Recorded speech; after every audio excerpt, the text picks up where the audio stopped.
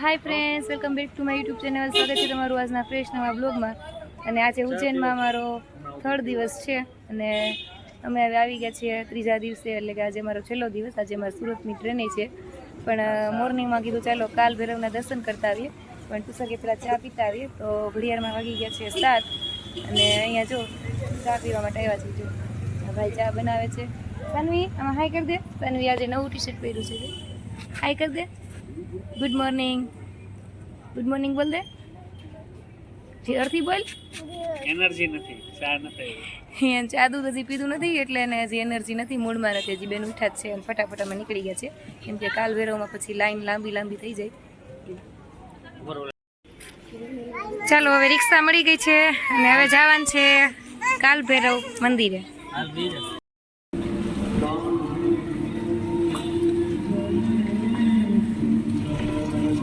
તો જો ફ્રેન્ડ્સ હવે પહોંચી ગયા છીએ કાલ ભૈરવ અને તુષારને આપી દઉં સાનવી। જા સાનવી, ડેડી પાસે વહી જા, મારે વ્લોગ ઉતારવો હોય એટલે। અહીંયા ગારો છે ને, ઉઘાડ પગે અમે ચાલીએ છીએ, કાંઈ વાંધો નહીં, ભગવાનના દર્શન કરીએ છીએ। તો થોડું આપણે કષ્ટ વેચવાનું હોય। થોડી ગળદી થઈ ગઈ છે પણ કાંઈ નહીં, દર્શન થઈ જાય એટલે આજે બસ। અહીંયા જો ફ્રેન્ડ્સ આ ટાઈપની પ્રસાદીની ટોપલી,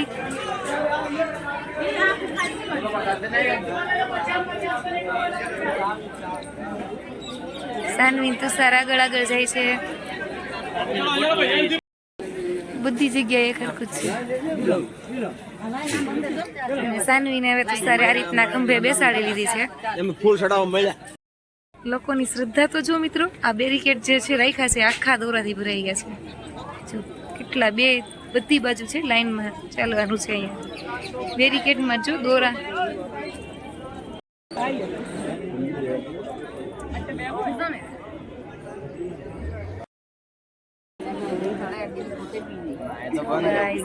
કેટલી લાંબી લાઈનો છે। સાનવી ખંભે હોઈ ગઈ છે, કેટલી છે પાછળની લાઈન, હાલતા જાય છે અમે। તો જો ફ્રેન્ડ્સ ફાઇનલી શ્રી કાલ ભૈરવ મંદિરે લાઈનમાં જતા આટલા નજીક પહોંચી ગયા છીએ। તમને અહીંયાથી દેખાતું હોય છે ટેમ્પલનો ગેટ અને આટલી ભીડ।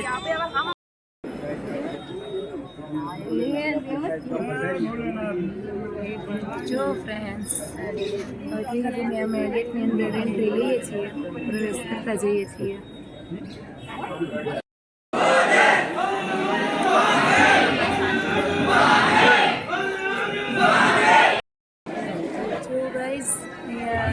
દીપક જલાવવા માટે અત્યારે ઓઇલ નાખી રહ્યા છે ભાઈ।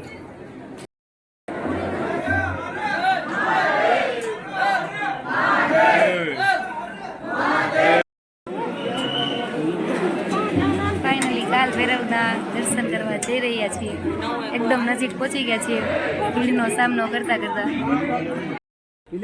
જો ફ્રેન્ડ્સ અહીંયા કપિરાજ વિરાજમાન થઈ ગયા છે।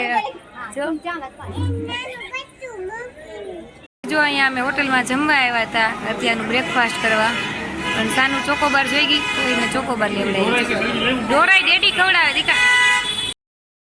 જો કાલ ભૈરવથી સાનવી માટે ડમરૂનું કિચન એને લેવડાવ્યું છે અને આ ગાડીમાં રાખવા માટે લીધું અમે, ટીંગાડવા માટે। જો કાલ ભૈરવને બહુ મસ્ત છે, મને બહુ ગમતું હતું એટલે તુષારને મેં કીધું લઈ લ્યો।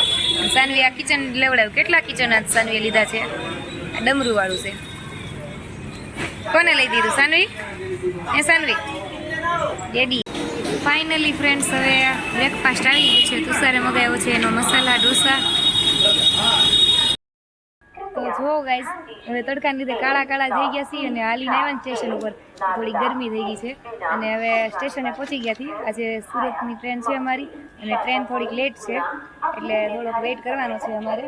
અને ઉજ્જૈન વિશે રિવ્યૂ આપશે આપણને તુષાર થોડોક। કાંઈ નહીં, ધાર્મિક સ્થળો છે અહીંયા, આવજો એકવાર। અને વાર તહેવાર માટે થોડો ગુસ્સો ભીડભાડ હોય વધારે।